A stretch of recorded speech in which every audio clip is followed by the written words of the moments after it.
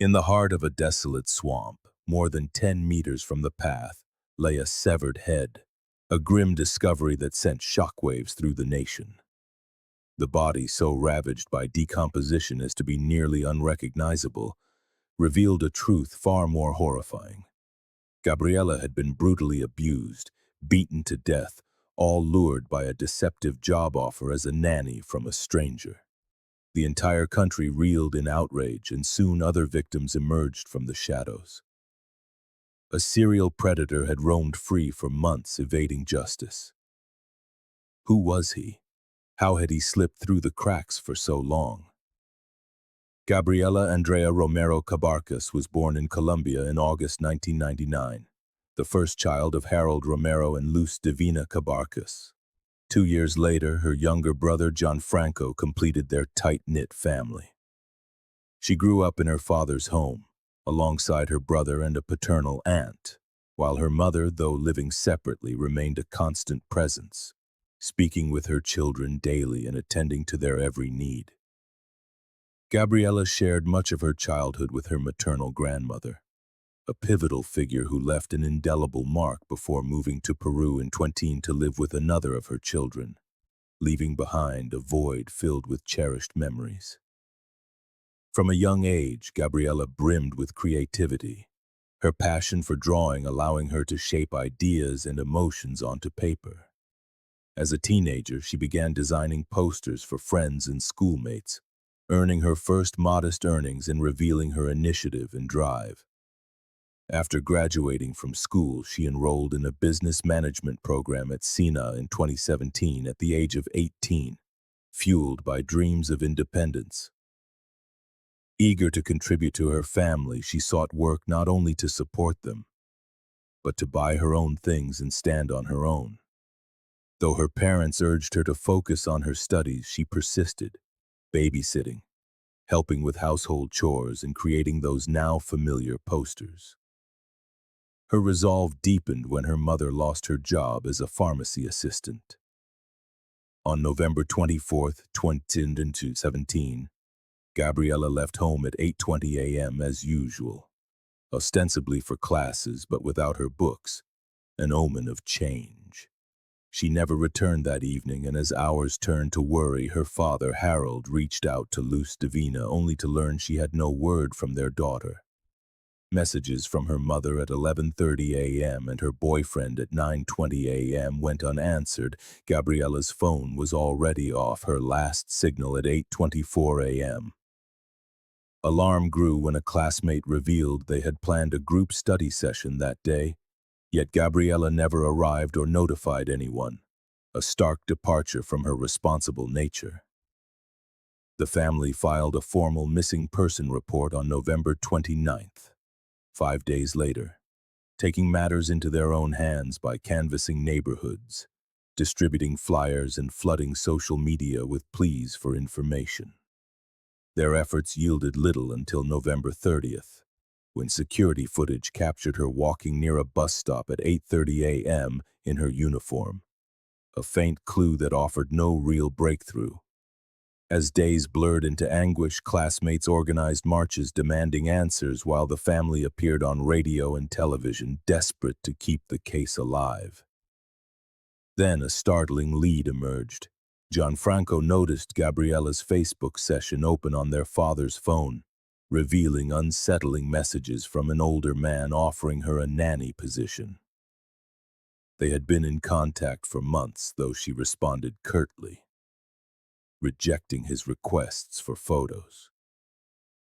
Recently, after sharing that her mother had lost her job, he proposed caring for a 7-year-old boy from 8 a.m. to noon 5 days a week for 800,000 pesos a month, a tempting sum for a young woman seeking stability. Despite her initial hesitation due to classes, Gabriela suggested alternatives, even offering her mother's services or afternoon shifts.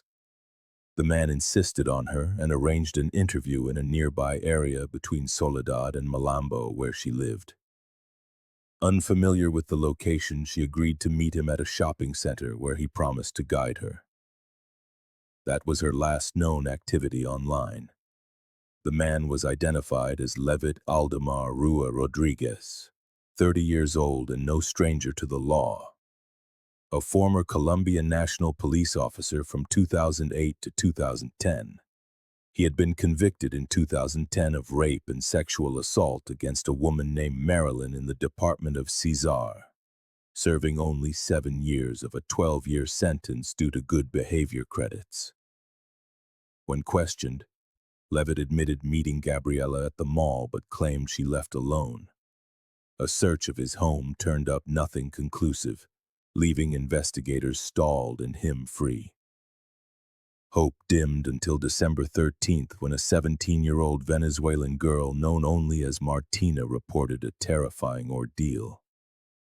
That morning, a man with a weapon forced her into his vehicle and took her to a makeshift house in Malambo where she endured hours of abuse before being released with threats of retaliation.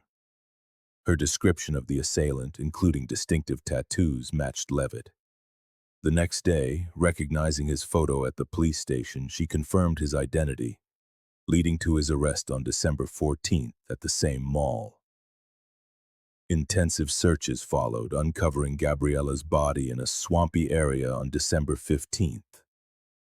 Isolated and forsaken. Though decomposition had separated the head, forensic analysis attributed this to natural causes, not the attacker. Evidence revealed she had been sexually assaulted, bore signs of a fierce struggle, and died from blunt force trauma. Levitt faced charges for her case and Martina's, his face splashed across news outlets, prompting other women to come forward. They shared stories of similar horrors, exposing him as a serial abuser who, even on temporary prison leaves, continued his reign of terror, assaulting women like Elizabeth, Muriel, and Carla in a chilling pattern that spanned years. In the wake of Gabriela's tragedy, her story ignited a movement, a beacon against the darkness, reminding all that silence only empowers the predators lurking in plain sight. He fractured her jaw and disfigured her face. He was unable to complete the assault because several people intervened, realizing what was happening. Another attack was also recorded during a separate furlough, and then, once fully released, authorities linked Levitt to a series of attacks on teenagers between the ages of 15 and 19. In total, he was implicated in 16 cases of sexual assault. The first case to formally go to trial was that of Martina, the young Venezuelan woman who reported him after being attacked in Malambo just days after Gabriela's murder. During the hearings, Levitt offered a completely different version of events. He claimed the encounter was consensual. He admitted to approaching her as she waited in front of her aunt's shop, but insisted he never forced or threatened her. Levitt Rua tried to justify the encounter by claiming Martina had told him she accepted money in exchange for sex. According to him, they argued, failed to reach an agreement, and he simply gave her some money to get home. But the medical reports completely refuted his story. The examination, conducted the same day she filed the report, revealed multiple injuries to Martina's intimate areas, visible bruises on her body, and a psychological evaluation confirming signs of post-traumatic stress disorder. All evidence clearly indicated she had been the victim of a sexual assault.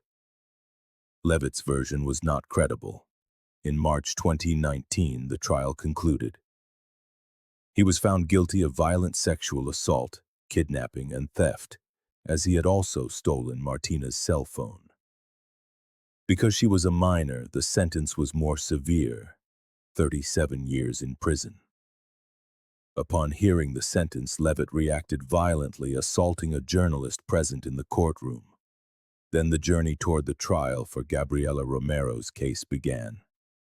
Levitt faced charges of murder, sexual assault, kidnapping, and other crimes. Several preliminary hearings were held.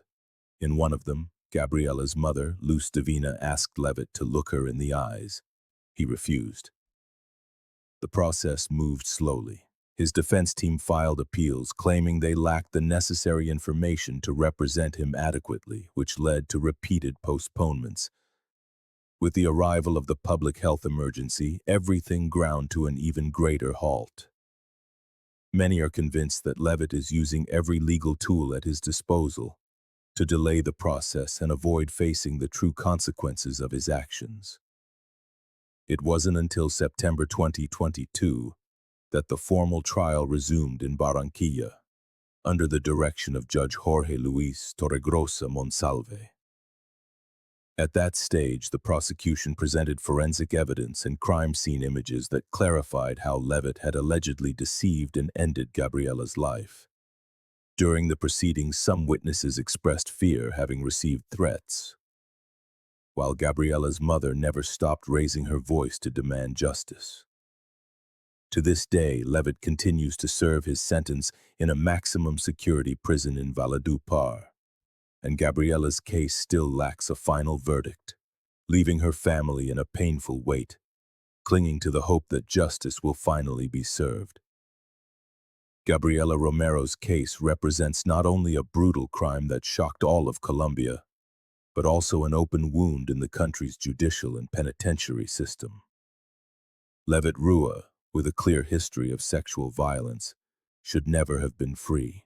Yet he benefited from temporary furloughs and then an early release, despite his record as a repeat offender. This chain of oversights and poorly founded decisions allowed him to continue committing heinous acts. Even after being behind bars, the judicial authorities failed to protect his victims, and above all, they failed to prevent these crimes from happening. Throughout the process, it became evident how legal appeals and delaying tactics were used to obstruct the trial for Gabriela's death, prolonging her family's suffering and creating a sense of impunity. It is alarming that, to this day, there is no final sentence in this emblematic case, which calls into question the system's real commitment to justice for women who are victims of extreme violence. This case leaves us with a profound, urgent, and painful lesson. It is not enough to condemn violence against women in discourse if institutions do not act decisively when lives are at risk. Gabriela's story forces us to question how decisions are made within the prison system, what value is given to prior warnings, and why victims must continue to fight even after having lost so much. It also invites us to reflect on the need to transform justice into an accessible, swift, and sensitive tool that prioritizes truth and reparation over technicalities. As a society, we cannot afford silence or indifference. We need to educate, prevent, support, and above all, demand that no perpetrator can hide behind legal loopholes. The life of Gabriela, and those of many other women, demands memory, action, and commitment. Because every day that passes without justice is a new form of violence. In your opinion, what should be done to ensure that cases like Gabriela's never happen again? Do you feel outraged seeing the aggressor continue to find ways to delay his reckoning with justice? Do you believe the media plays an important role in the fight for justice and the protection of victims? We want to know your opinion. We're reading your comments below.